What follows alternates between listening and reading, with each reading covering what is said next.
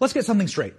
You have every right to be suspicious about an election that was suspicious as hell. You are not alone. You're not crazy. There are people who want you to feel crazy. A trillion-dollar corporate media industry is telling you that you are nuts for asking questions, demanding that you move on, accept your new leader, and look away from that fraud meme, you racist Nazi. They even created a fake office for Joe Biden, the office of the president-elect. Sounds nice, but it's fake. It's not real. For the record, there's no such thing as the office of the president-elect. How insecure. These people are about as confident as Brian Stelter on a Peloton. This is not the behavior of winners. This is the behavior of feeble, thin-skinned tyrants who can't wait to have control over your life again. The media no longer dictate reality, and it's driving them nuts, driving them insane. Here's a good rule to live by. When all of the corrupt people agree on the exact same thing, and they tell you to shut up and obey, it is your right to say no, your obligation. You are not wrong to get angry when you see corruption. It is your duty to distrust the dishonest, empty, sad people who want to run and ruin your lives. It is your birthright as Americans. Questioning the idiots in charge is why we have a country in the first place. So what is the track record of the present-day idiots in charge? Have they done a single thing to earn the trust of the American people? Let's check the record. These are the same people who blocked you from seeing or sharing journalism from one of America's oldest and most respected news outlets because it hurt Joe Biden. They've admitted so. The FBI had Hunter Biden's damning laptop for over a year. They have yet to do anything with it. Consider this. The FBI had proof of the Biden family corruption in Ukraine as Donald Trump was being impeached for saying the Biden family was corrupt in Ukraine. It'll drive you crazy. Your president was impeached for a phone call, for literally nothing. No evidence, full acquittal. Nancy Pelosi handed out pens to celebrate. What a ghoul. Remember that. It was less than a year ago. This is a woman who breaks her own state's mask laws and forces businesses to open so that she can get a haircut. This is what Nancy Pelosi thinks of the law. This is how she treated the president's State of the Union speech. These are the clowns who demand that we return to civility and decency. They are the same ones who called Kavanaugh a gang rapist, 16-year-old Nick Sandmann a white supremacist, and the mobs who burned down our cities and murdered black police officers, peaceful protesters. These are not serious people. They are liars. They told you COVID would kill 2.5 million people in America, that the lockdowns would last only 15 days, that Bubba Wallace and Jussie Smollett were victims of hate crimes. They wailed when we moved the American embassy to Jerusalem because it would start World War III. The literal opposite is true. The Middle East has never been more peaceful, not in the modern era.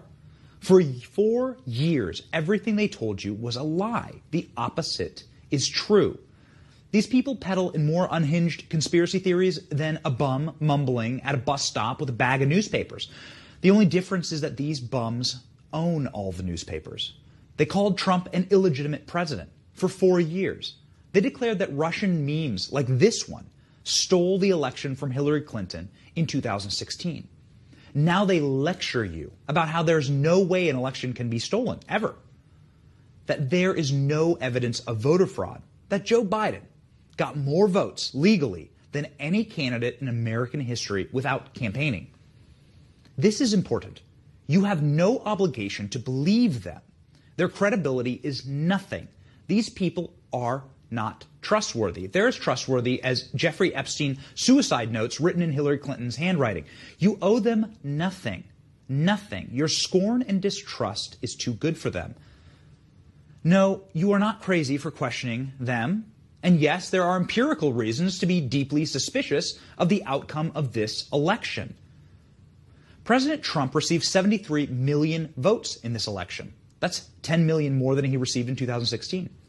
It blows out Barack Obama's vote record. That's more legal votes than any president in history, except, of course, for Joe Biden, who barely left his basement and somehow surpassed Obama's record by a turnout of a staggering 9 million votes. How did he do that?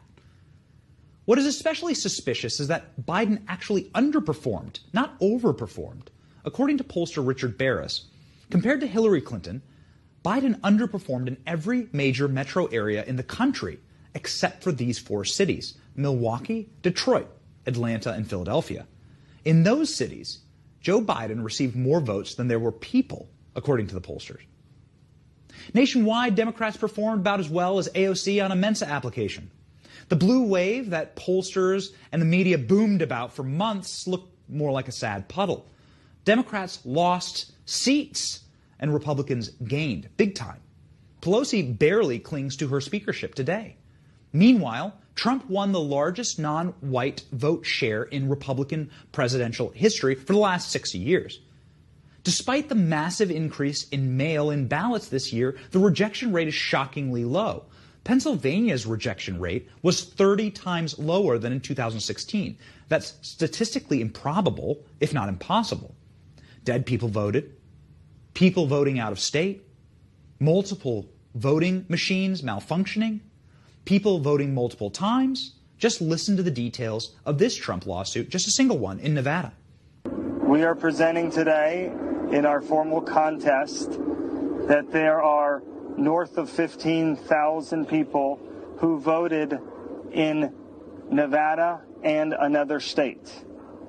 We are presenting that people voted in people that had already done a change of address and left the state outside of the 30-day requirement.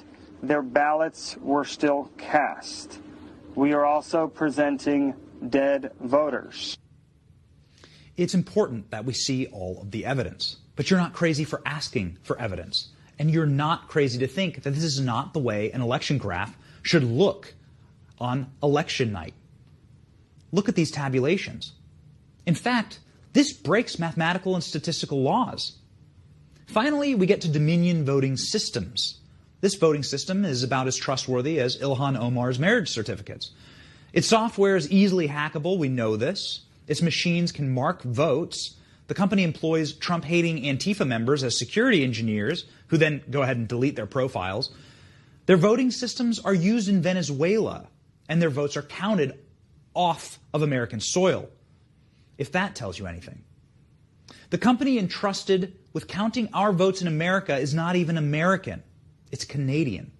And the Canadian Election Board had this to say about it. They're laughing at us. Elections in Canada does not use Dominion voting systems. We use paper ballots, counted by hand, in front of scrutinizers, and have never used voting machines or electronic tabulators to count votes in our 100-year history. Perhaps, after all this, the biggest insult is that all of Canada is laughing at us.